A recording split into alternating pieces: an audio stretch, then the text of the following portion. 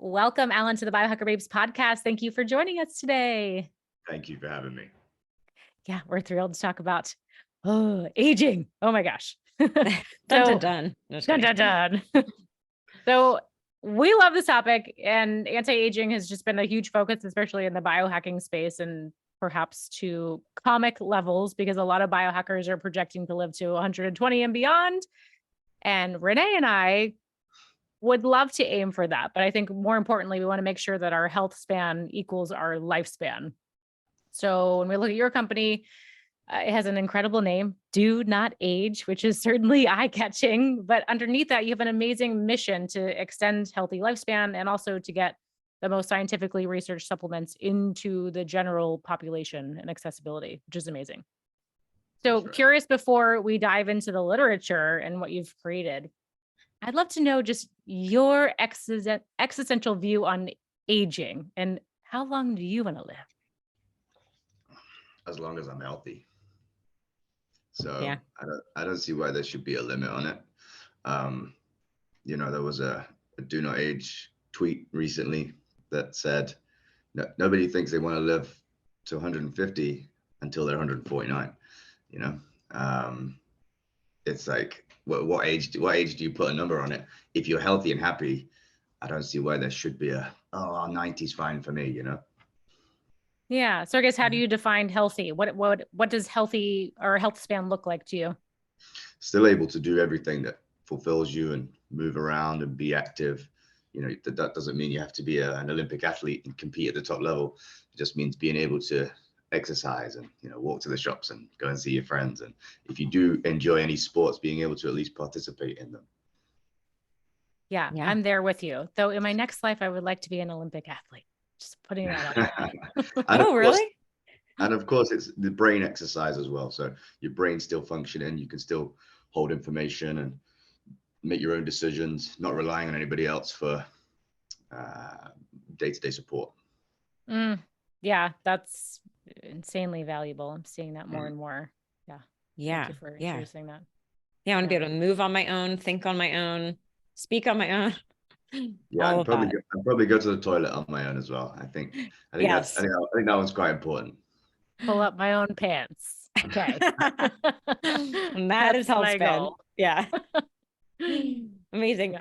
Well, Alan, I'm curious, what are your thoughts on, especially because this has really been in a lot of headlines, at least in the US lately, what are your thoughts on the longevity escape velocity theory? Are we going to, Aubrey de Grey thinks we're going to get there by 2036, which is not that far away. What are your thoughts? Great. Yeah. Whenever I speak to Aubrey, I get sort of a lot more motivated, and he's a nice guy. But I don't think it's going to be that soon. I don't think it's going to be 2036. I hope he's right. But I also think he often says things to try and draw the attention and try and increase funding, which is cool, because that's his job, is to bring money into longevity and aging. But yeah, I mean, we never know. It could be very soon. Obviously, we have all this AI now. Everybody's heard of ChatGPT and all those things. So with AI, there's going to be a lot that's going to affect healthcare in a big way. So we don't know how fast that's going to be at the moment. But I believe probably around 2050 is when we'll probably see longevity escape velocity. 2050 sounds a lot more reasonable to me. And actually, I saw a headline within the last week. I thought it was the CEO of Google, but I couldn't find the headline today. But someone said they thought it was going to happen in the next 8 years. I'm like, okay, that's really, really pushing it. But I think, 2050 is a great goal. And for me, I'm like, I definitely have some old injuries from doing ballet for over 20 years that I'm like, I don't want to need a knee replacement or hip replacement. So as long as by 2050, we're able to like regrow everything without any potential downsides, that I'm in. Well, I think what we should probably do as well is, for most people, it's important just to focus on what they can do right now, because there's so many things people can do to extend the healthy lifespan that are already available. And if we can get everybody on board with that first, then the longevity escape velocity comes a lot faster. Oh yeah, I definitely agree. And I know you're a big fan of free biohacks are free behavioral lifestyle tools that we can do. And I think it's important to set that foundation before we bring in the supplementation, which is really powerful. But what are some of those behavioral things that you find are really valuable for you or just the general population? Well, I'll speak about my experience first. So I believe fasting or, eating one large meal a day really helps me. When my body's not digesting food, it seems to do repair work a lot more efficiently. Sleep, which is one I didn't have much last night because of traveling, but usually I'm pretty good with it. So sleep is very, very important. Again, it's a repair. It's a time when your body's doing repair work, particularly for the brain. Sleep is extremely important, and recovery from exercise, as I'm sure we're all aware. So yeah, I think the two most important ones are not eating and sleeping, both of which cost $0. I love the $0. I'm curious about your OMAD experience. Do you find do you think that more people should explore it? Do you think it's more for the male population? And I guess within that, what can you share about making sure that you get enough macro and micronutrients in, maybe protein or just vitamins and nutrients in general? Any advice there? Yeah, I mean, I don't think there's too much of a difference between male and female when it comes to that, but I can only talk for me personally. I don't do it every day, but when I do it, I feel a lot better. And it also depends on your goals. If you're looking to build muscle, it's probably not the best option. If your goal is solely to be healthier, then it may well be a good option for you. That is interesting because muscle is so important to longevity, but also we need to eat more to support muscle protein synthesis. So that's exactly. Yeah. Interesting. Yeah. Well, you have to find the balance of, again, what are your goals? What are you currently dealing with? Can you get away with the OMAD? And it's so personal, so personal. And there's nothing wrong with going through cycles either, so you might be like, right, okay, this month I'm going to be eating 2 or 3 meals a day, going to the gym every day, really stressing those muscles for hypertrophy. And then the next month or for a couple of weeks, you then go, right, 1 meal a day, more rest and relaxation. Obviously still move around, go for walks, but just less intensity. Yeah. I mean, I think go ahead. Oh, I was gonna say, yeah, I mean, you can look at that with everything, like the feast and famine, the anabolic and catabolic, the intense exercise, the recovery, the sympathetic nervous system, the parasympathetic nervous system, right? It's always looking at that balance. Yeah. Yeah. And pulsing the stressors, just like we want, like progressive overload and exercise. It makes sense that would apply to food as well. So yeah, definitely. Well, it's the same as what we see with resveratrol, isn't it? It's a hormetic. The way it works is by stressing your body. And so the actual benefit of resveratrol isn't resveratrol. It's the body's reaction to resveratrol, which is different to things like NMN and NR, which is where you're giving it something that it's turning into NAD. Resveratrol's benefits come from your body's reaction to it. Ooh, okay. So this is a really good lens into the supplements. Yeah, a great jumping off point, because not only do I think the supplement industry is very confusing to people because there's just so much out there, it's hard to know what to trust. But even if we do get what we feel is personalized and right for us, and it's like, how do we dose it? So maybe as we go through the products that you offer, we can talk about best practices. But what are you seeing as far as opportunities for healing and anti-aging, even before the supplements, that then led you to the creation and the line that you have that you find is like really beneficial? Yeah, and I think once people understand, obviously supplement literally means it's supplementing with, but I think once people understand that supplement and diet are one and the same, that kind of switch of mentality is what a lot of like do not age members have had, and I think what would benefit a lot of other people. A lot of our newer members will say, "Oh, I'm taking like 20 capsules a day." It doesn't feel right to them because they don't see it as food yet until we explain the key ingredients. And it's like, all we're doing is taking nature and concentrating that down into the bits you need to supercharge your health. And for example, SIRT6 activator is a seaweed extract, right? Resveratrol can be made from the grape skin and things like that, and Japanese knotweed. So all these natural things that people may already eat, all we're doing is finding the important bits, concentrating those and putting it into the supplement. That's helpful, because I think people get a little freaked out about supplements. What is this synthetic thing in a capsule that I can't relate to my food and what's on my plate? Yeah. And people compare it with medication, which is completely different. Like with Yeah. medication, you want to be taking as little as possible. Well, unless your doctor's prescribed it, just for clarity, everybody. But Disclaimer. yeah. But with supplements, like I say, once you understand it is a dietary supplement, it's part of the diet, then that helps people on their journey to becoming much healthier. So you briefly mentioned, I know sleep is your maybe sticky spot because you're traveling a lot, you're crossing time zones a lot. And I've heard that NMN and creatine can actually be really good for overcoming jet lag. I'm just curious, like, what are your main things that you're doing to offset your busy travel schedule?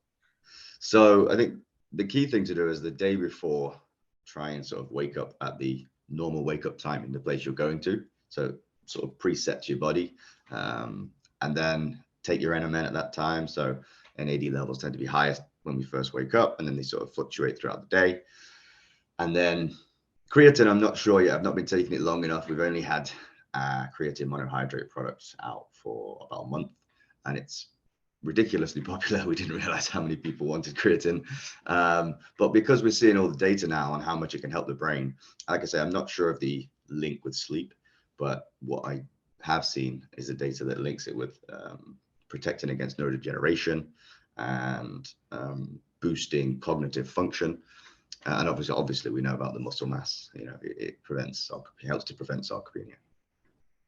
Yeah, I think most people think creatine muscle mass, but I find in day-to-day practice with coaching, most people need creatine. It's showing up as deficient in a lot of lab work. Yeah. So it's awesome that you've created a yeah, and it's really good because the creatinine levels are they're very commonly tested for in people's blood work. So it's very easy for people to know their levels and know whether they should be boosting them.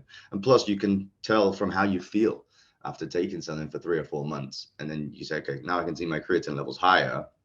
But how do I feel? Do I feel better? So creatine is one of those where, you can see the results and effects. So what have you personally felt from supplementing with your creatine? It's monohydrate, correct?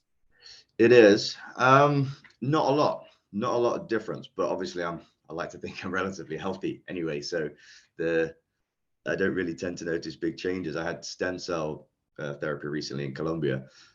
I had no idea if it did anything positive. It didn't do anything negative, which is good, but I still felt great. So it doesn't, I still don't know to this day what it did. I'm going back in May I got 2 shoulder injuries from boxing, and they're both completely buggered, is the technical term.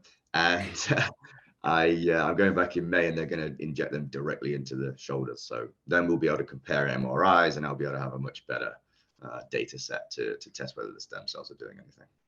Yeah, it's important to have that diagnostic, because anyone that's supplementing, especially biohackers that try so many things, the jump from A to B is much smaller than it is in an unhealthy population. So yeah, I'm glad that you mentioned like that diagnostic, looking back at your previous scans or something like blood work for creatine to really see like, oh, look, this really is showing up and making a difference. Plus MRIs are super cheap in Colombia, so that helps. Oh, so everyone get your flight to Colombia. Okay. Yeah. We have a friend that does stem cells down in Medellin. So. Oh, which company is it? Well, our friend is Mitch Abrams. Is there any chance you know him? That would be crazy. Small world. No, the guy I use is called John. I think the company's called Blue Phoenix. Okay. But they're in Medellin, so that's a bit of a coincidence. That's the place to go, I guess. Yeah. So did you do the full body stem cell makeover? Or were you still focusing on just IV. IV, okay. Yeah. Yeah. So rather than injecting directly into certain areas, which is what I'm going to do in May. So very cool. Okay. You have to keep us posted. Did oxygen therapy as well, the oxygen chamber. That seemed to clear my head and help me with clarity of thought. But you never, again, because I didn't do too much testing aside from blood work, I don't really know the full extent of the benefits. It was something I wanted to try to see if I could get, because it's been talked about a lot, and I wanted to see if I could get a really visceral feel to the extra benefit. I don't think it was worth the cost, but who knows? The blood work will show whether it really was worth the cost or not. But in terms of how I felt, it's very difficult for me to feel much better because I'm already healthy. So it can be difficult to track it. And this is why we have the testing kits that do not age. So NAD level, biological age. We're in the process of launching a vitamin D and omega-3 one as well. Awesome. So let's talk about the testing, because I think that's that resonates so much. Renee and I do a lot as well, and it's hard to kind of feel a big difference. So I am very reliant on the testing. So I'm always very pleased to see supplement companies that are offering that. Let's do a before and after and really show the difference on paper for those people that don't have, a large jump from A to B. So can we talk about NAD specifically, the NMN product? Actually, just tell our audience what NAD is and why it's important. Okay, I'll try and do the elevator pitch for NAD. Nicotinamide adenine dinucleotide is kind of like the fuel for your cell processors. So responsible for over 400 processors. It's in every cell of your body. If you didn't have it, you'd be dead in like 10 seconds. So pretty important. When you're young, you have a ton of it. And as you get older, you have less and less just because of the natural losing process of the cycle of the cell. And we found that boosting it in animals and humans has some pretty amazing effects that are akin to anti-aging, even though we don't like that term. But that's probably the easiest way to explain it to your audience. That was a great elevator pitch. I love that. Thank you. Yeah. And so, with the testing, I know what I've heard is it's very tricky to test NAD accurately. Like there are some tests available that are not accurate. I know yours is top of the line. Can you share a little bit more about that? Yeah, that's right. So it's very difficult because obviously blood loses. It's very difficult to test the blood if you're shipping it overseas or if you don't get it straight away. So at the moment we use a fixing buffer. So as soon as that blood's dried it's just a blood spot, not a huge sample because it's an at-home kit. We try and make it as easy as possible for people. And then the fixing buffer basically secures and looks after it so that the blood is still able to be tested accurately. And then that saves for like up to a month. So it gives you plenty of time to ship it, across borders. Wow. Very cool. Okay. Yeah. Lauren and I are excited to get our post NAD results to see. How much NMN have you guys been taking? Well, we both went through, we went through a jar from Do Not Age, and then we've done a couple NAD patches. I've been doing NAD IVs actually for the last 3 weeks. But how often did you do the IVs? So I'm doing them once a week, and it's been 3 weeks now. But I did my post NMN test through you all before I started the IVs. So it'll really be a good test of the supplement alone. And then, we'll have to get you in a couple of months when we upgrade the NAD test. We'll have to get you a new one out as well. So we're bringing out a couple of extra markers so that people will also get things like magnesium levels, selenium levels. That's pretty exciting. And we're going to also bring everything under one roof so you don't have to leave the Do Not Age page to get your results. And as I mentioned, we've got the new test coming, which is omega-3 and vitamin D. Awesome. Excellent. It's great you're offering that. So what else do we need to know about NAD, and how does NMN come in? What do we know? What do we don't know about the precursors? What is really producing the biggest, I guess, return on investment here? Well, that's the $1 million question, which is better. So the two sort of direct precursors to NAD are NMN and NR, and we provide both of those. NR is a better is it a better price? It's a lower price. Whether that's better or not is, in the eyes of the beholder. They raise NAD levels in a very similar fashion to a similar level, and they're far superior to, all the further downstream or upstream, versions of B3. So your nicotinamide and niacin and nicotinic acid and all those things, they have a very minimal effect on NAD level compared to NR and NMN. And for anybody that doesn't know, the reason we can't just take NAD itself is because the molecule's too big, so it doesn't pass through the gut. And it's basically just becomes expensive waste, shall we say. Yeah, we don't want to do that.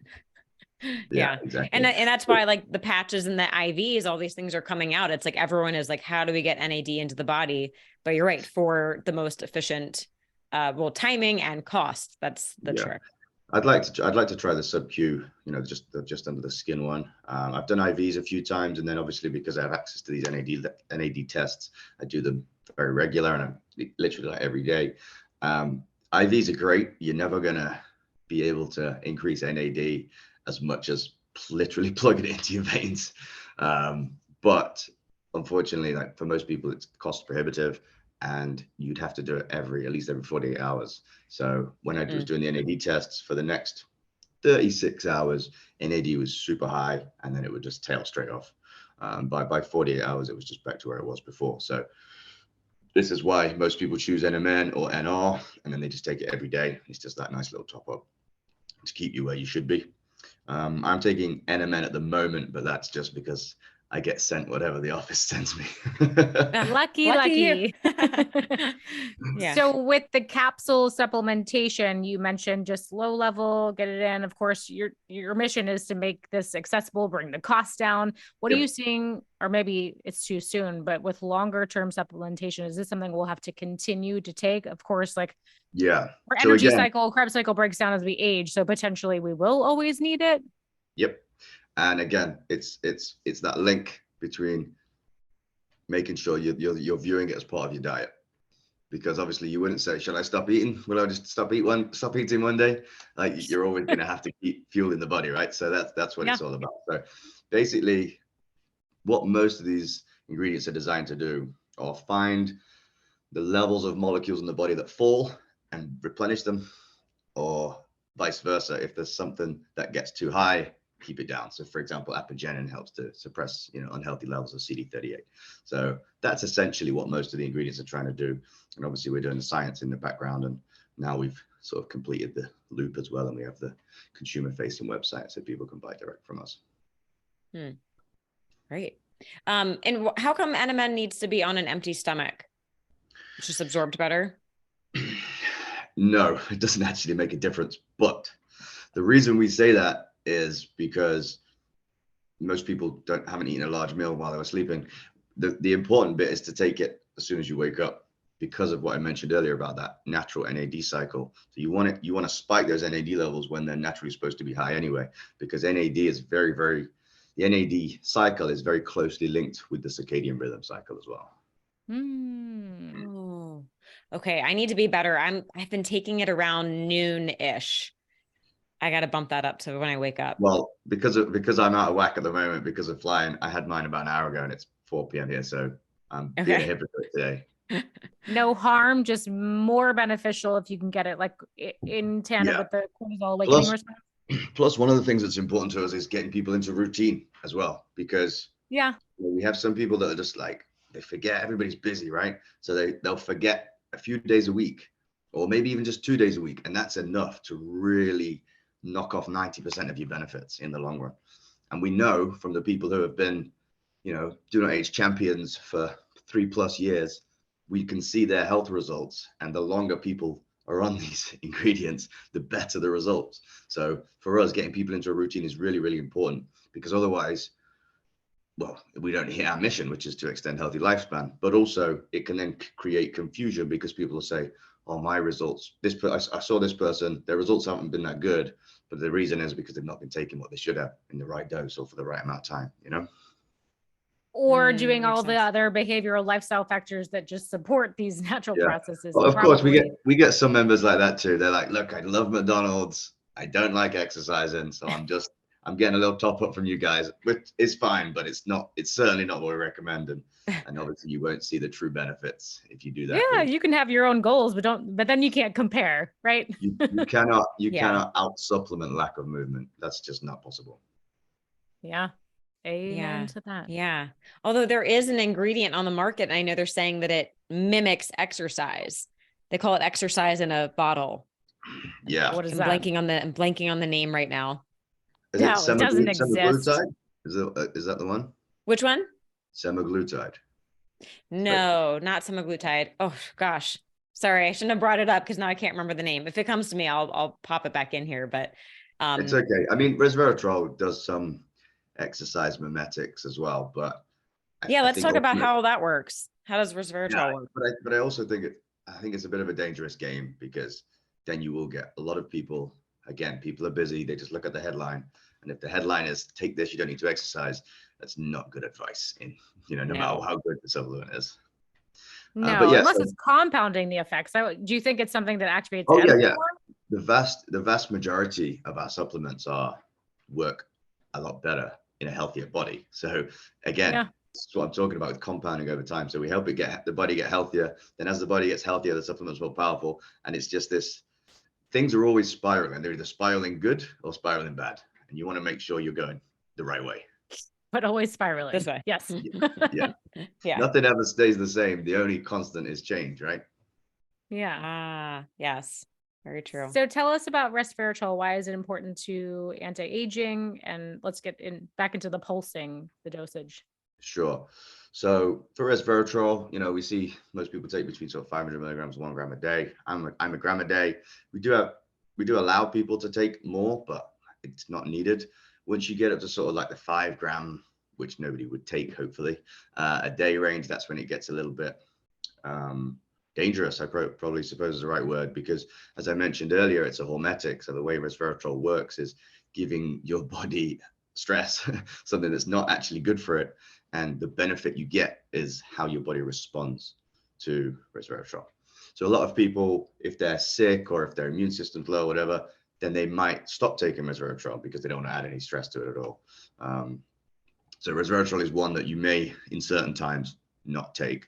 And basically the way it works, it activates something called sirtuin-1.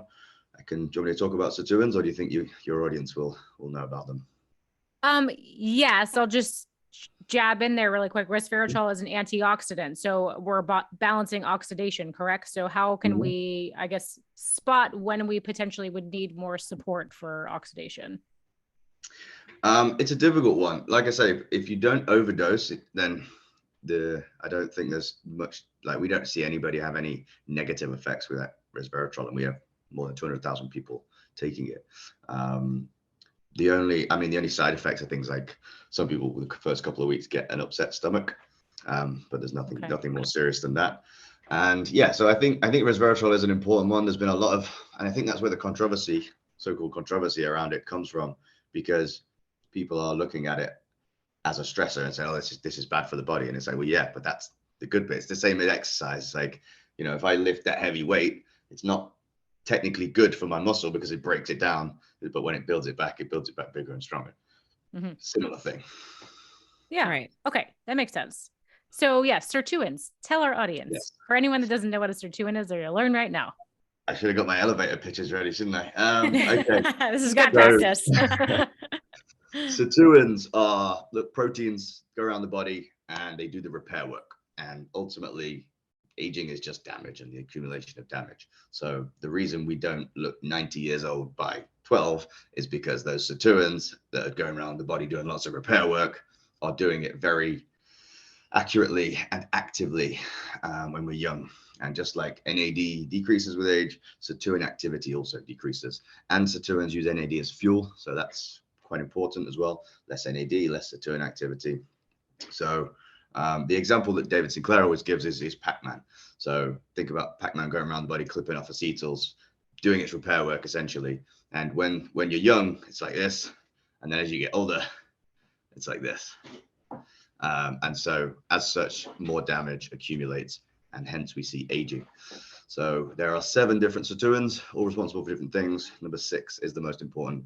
And I think it's pretty well agreed that number 1 is the second most important, and resveratrol activates sirtuin-1. Awesome.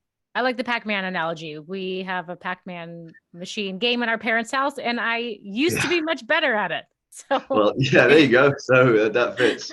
Well, I tried to think of my own analogy, and I thought David's is better, so I'll steal David's. Yeah, no, it's really good. Yeah. Anytime you can incorporate Pac-Man into the analogy, I get it immediately. So That's great. That's great. So tell us more about sirtuin-6. Why is that, I guess, more important than most of the other ones? It's the one that we see most active in centenarians, super centenarians, people in areas where people tend to be healthier.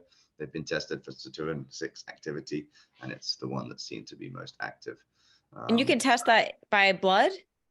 You're looking at I don't know how they test it. We've not tested it. So we test SIRT6 activation using Professor Vera Gorbanova's lab, the Gorbanova Aging Research Center. Your audience may have seen her TED talk. She did one on hyaluronic acid, which obviously then ended up turning into our pure hyaluronic acid product, which I believe you guys are taking. Yes. Good. Yeah. So SIRT6, essentially we put our heads together, myself and Professor Vera Gorbanova, and we knew we needed to find something. It was like, look, resveratrol activates SIRT1, great. We need something that activates SIRT6. And there was a few things we looked at, whether it was like blueberries and different types of fucoidin and stuff like that. And ultimately, we had a breakthrough and managed to stumble upon SIRT6 activator. I say we funded it, but Vera did all the hard work, so I can't take any credit there. And of course, you're here right now, so you get the credit. And of course, as fast as we could, we made that into a consumer product so that people can buy it directly, and it's called SIRT6 activator, so that people know every single batch has been tested to ensure that it activates the 2 and 6, because this particular strain of seaweed that we use, some of it doesn't activate SIRT6, some of it inhibits SIRT6, and only very few batches actually activate SIRT6. And so obviously they're the batches that we turn into the consumer product. And is that the link? I've heard there's a certain type of seaweed, obviously consumed a lot more in Asia, especially Japan, and they think that's why the cancer rates are lower. Is there a connection there? Yeah, that's one of the reasons. Well, I mean, we can come on to that if you want, because that fits quite well with our human trial that we're doing with SIRT6 activator. So yes, great. I can start with the mouse trial. I sent you guys that screenshot from the halfway point. So I don't know if you can flash that up. Yeah, if anyone wants to see the image, I'm going to go ahead and share my screen. So this will be on YouTube. Can you guys see that? Yes. Okay, great. So I'll share that for a minute here. Yeah, essentially, we obviously had 2 groups, control group, and then mice being fed SIRT6 activator. So this is the mouse trial data, and this is the halfway point. So we have actually got the finished data now, but because it's not been published yet, we're going to wait and do a big confetti everywhere kind of thing. And so the mice that were fed sort of SIRT6 activator, they saw a huge reduction in their frailty score. So they ended up living a lot longer, so much longer, in fact, that the study was extended like multiple times due to how long the mice lived. So that was pretty great. And of course, it's not just living longer, it's been healthier. You can see on screen the frailty scores and how much reduced they are for the ones that are taking SIRT6 activator. You can see that it worked for both males and females, which is great, because often these mouse trials show big differences between the sexes. And yeah, so it's, they're healthier, they're more active, less diseases, less cancer. And the results were so profound that Professor Gorbanova was like, we got to get this in humans ASAP. So we've now started a human trial. Thank you you don't need that on the screen anymore. Thanks. Yeah, thanks for sharing that. That's great. No worries. And we've now started this human trial, which is taking people that have had cancer and been through chemotherapy. And we believe that the ones taking SIRT6 activator will not see any recurrence of tumors. So that's pretty big. We're quite confident about it, but of course you have to wait till the data's out before you can make any claims. And yeah, so that'll obviously take several years because it's in humans and not mice. But Professor Gorbanova and I are very excited about it. And aside from that, SIRT6 activator has a ton of other benefits in terms of protecting telomeres, reducing inflammation. It's our most popular ingredient by a long, long way. Yeah. What about the neuroprotective roles and potentially for Alzheimer's risk? Yeah, and I think a lot of our ingredients have those benefits. So SIRT6 activated obviously does it through SIRT2 and 6, and of course reducing inflammation has that knock-on effect as well. So the more we learn about the body and aging, the more we learn it's all connected, And so that's why every little thing is important. And also another reason why you can't out supplement a bad exercise regime or a non-existent one, because you need all of it really to be perfect.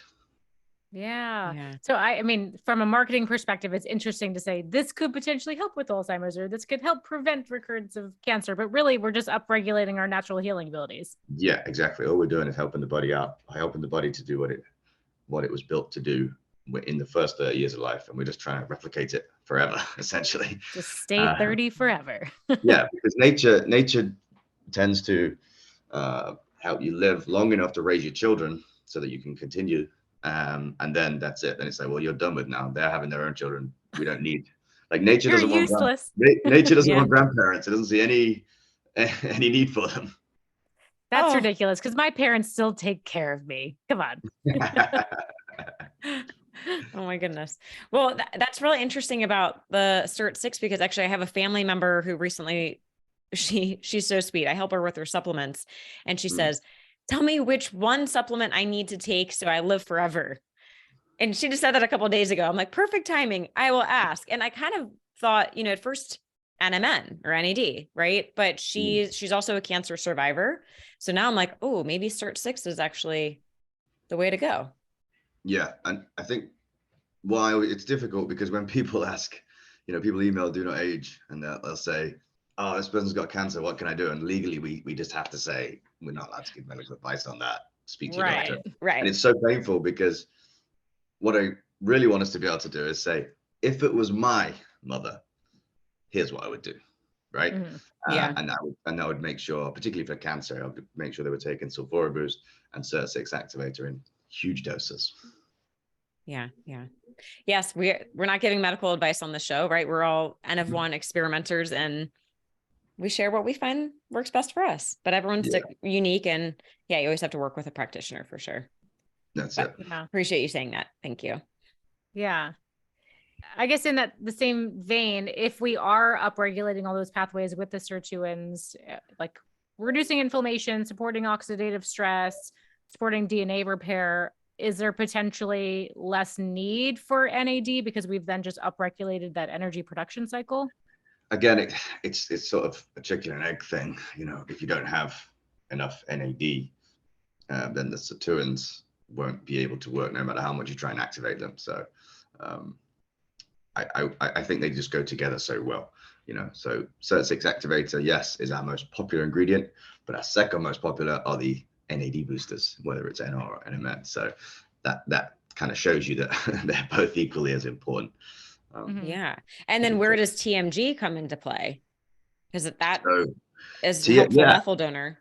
Yeah, exactly. And TMG packs a punch for something that's like less than $20, I think, for a month's supply. So trimethylglycine is number 3. So again, because that goes hand in hand with the NAD booster, again, they all kind of tend to come together. Right. I'm wondering, is it maybe irresponsible to be taking NMN without TMG? I believe so. There are some people that do it, but I believe so. I think it's a little bit daft, because you could be wasting it.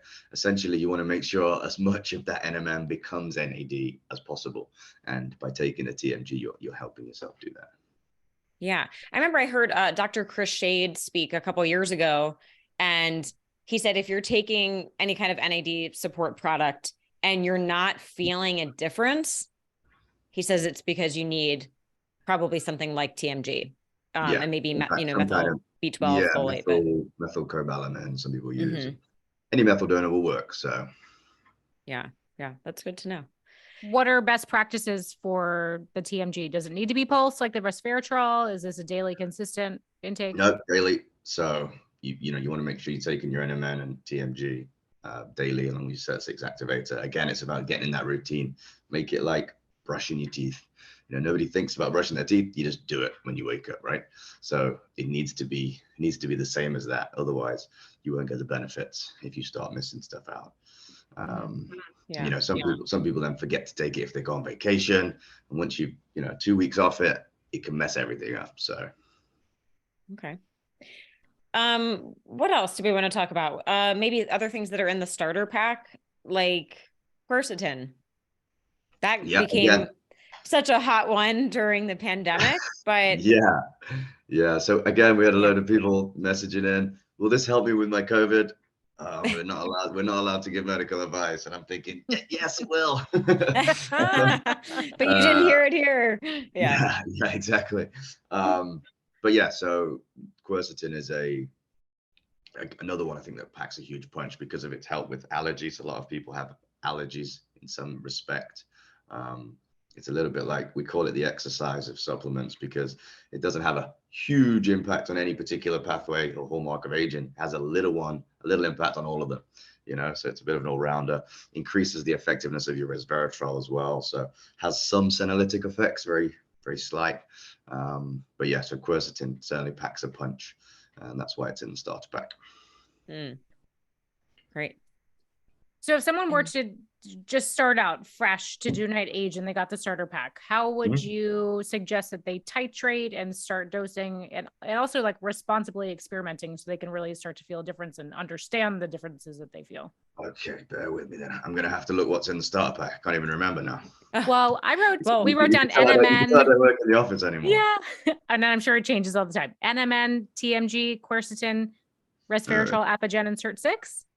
Yes. So Apigenin is the only one we haven't touched on.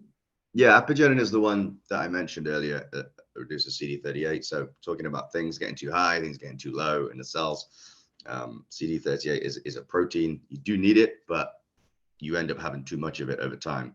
And again, it uses NAD as fuel. So the more CD38 you have, the less NAD you have to use for things like sirtuins. So Apigenin just helps keep a lid on that. We touched on quercetin. Obviously, we've got resveratrol, TMG. Yeah, so all the dosages and everything are included. So when we send out these orders, we also send out a little brochure. And in that brochure, it goes through all the ingredients, where we're sourcing, why we do it, what effect it's going to have on your body, and the recommendations in terms of when to take it and stuff like that. Okay. You just mentioned sourcing. Can you share a little bit more about that? I know your company's doing a lot to be really careful and safe with the sourcing and testing everything, which is so appreciated today. Because in 2023, I mean, just especially with Amazon selling supplements, there's just so much junk on the market. So yeah, not Amazon. Yeah. I think that, So can you share a little bit more about what you all are doing in that realm? Sure. I mean, first of all, I would hope somebody listening to a podcast called Biohacker Babes would know you don't buy supplements on Amazon. We're always reminding people. That's rule number one. Amazon right? is just like dangling this beautiful thing like, hey, we can get you all your supplements in the next 6 hours for this price. Yeah. So I think people get tempted, but we got to remind them. And it's crazy as well, because a lot of people don't know how Amazon works. They think they're buying something from Amazon, like from Jeff Bezos. And it's like, that's not how it works. It's just some dude or some lady in their mom's basement that's set up an account and is shipping stuff and usually drop shipping and all that. It's all crazy. We won't get into it, but essentially, don't buy from Amazon. If you're going to put it in your body, don't buy from Amazon. Thank you. That's a good rule to go by. If you want to buy a book, Amazon. Yep. Yes, books okay. But yeah, in terms of the supplement industry as a whole, it's pretty horrific. I think I'm actually gonna, if I ever am no longer the CEO at Do Not Age, then I would kind of go on a bit of a campaign and spread more information. I don't really want to do it right now because it just takes away from the mission. I want to focus on what we're doing. And secondly, it might look like just bad mouthing other people, so I'll wait until I'm one day, if I'm ever not involved with Do Not Age, and then I'll tell everybody. But essentially, the supplement industry is a complete travesty. And that's why, people always ask us, like, why, as the research organization, why are you selling supplements? And normally you do the research and then you might license it to a supplement company. But, we don't trust traditional supplement companies with our ingredients. And if we're going to stick to our mission, which is extending healthy lifespan for as many people as possible, then we basically had to close the loop ourselves and make a consumer-facing website so they can buy directly from us. And that way we keep control of the whole process. So we know what we give to that person is exactly what it should be. No fillers, no purity issues, no heavy metals, all that kind of stuff. And that gives you an idea of what some of the problems are with most supplements. We weren't surprised because, business always has bad actors. We were surprised about like how the vast majority are the bad actors. Right, we thought it was going to be like a small amount, so that surprised us. And the number of products that do not, the ingredients that are actually in it don't match the label. That really surprised us as well. We just thought they might be a little bit impure or have some fillers, but no, it's worse than anybody could ever imagine. And like I say, I'll go more in depth if I'm ever not involved with Do Not Age. Yeah, I think maybe we need a documentary to come out, like the dirty secrets of the supplement industry. Yeah. Throw it out there. If someone wants to produce that. It's pretty it's pretty shocking. So what we're doing is we're controlling the whole process. So I mentioned Cert 6 activator earlier. We're going around all corners of the world to try and source that. We've got facilities in the UK, in the USA, in Europe. and we're also expanding those as well, growing them, making them bigger. We're looking at Canada in a couple of months, and before the end of the year, we'll have Australia as well.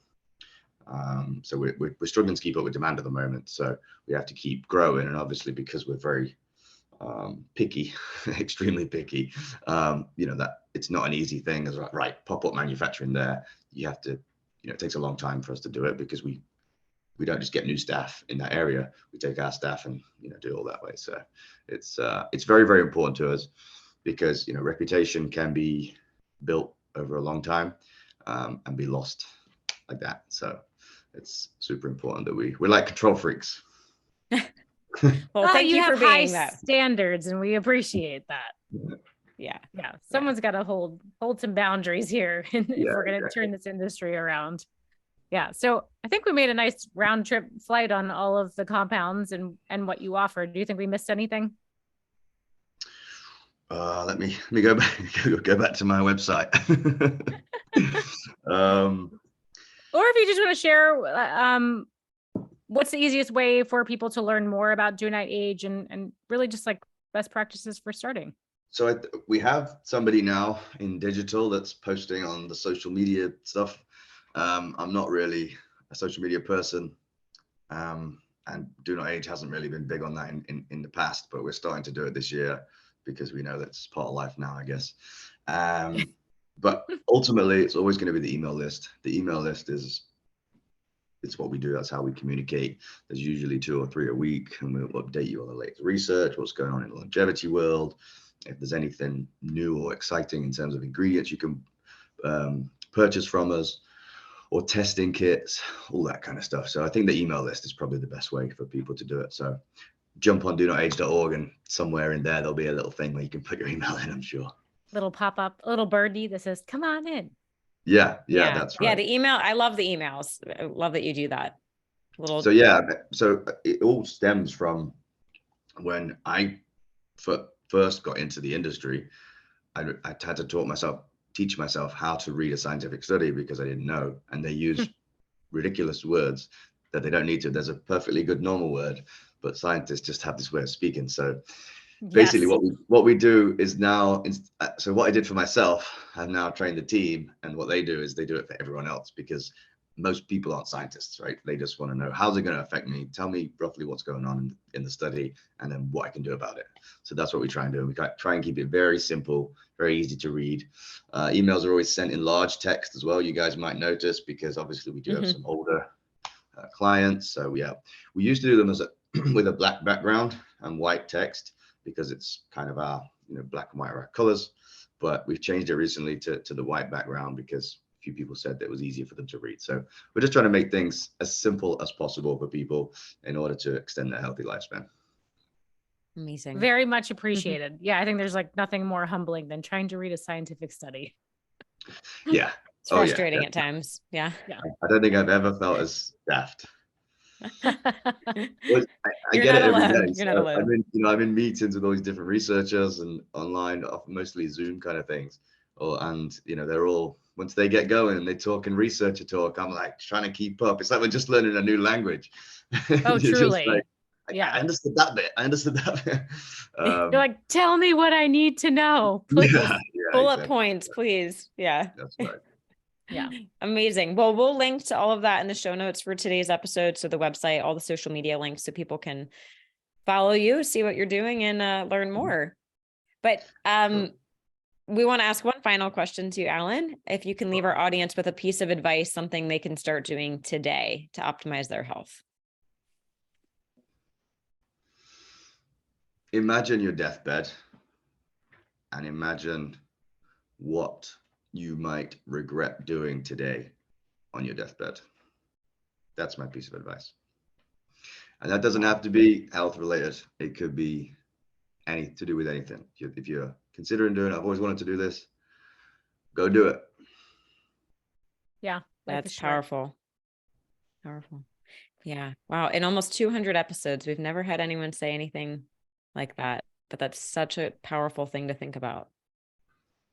Yeah. I'll be contemplating on that today. Yeah. There you go. You two are going to go do it now. Yeah. I'm Yeah. already, my mind has definitely. already left this podcast. I'm already picturing. All right. We got to go. Bye. Awesome. Alan, Well, thank you. Thank you for so much for sharing your wisdom. And we're very excited to share Do Not Age with our audience and just very appreciative of your time today. Thank you. All right. Thank you, ladies. I really appreciate it. And thanks to everyone that tuned in. We'll see you next time.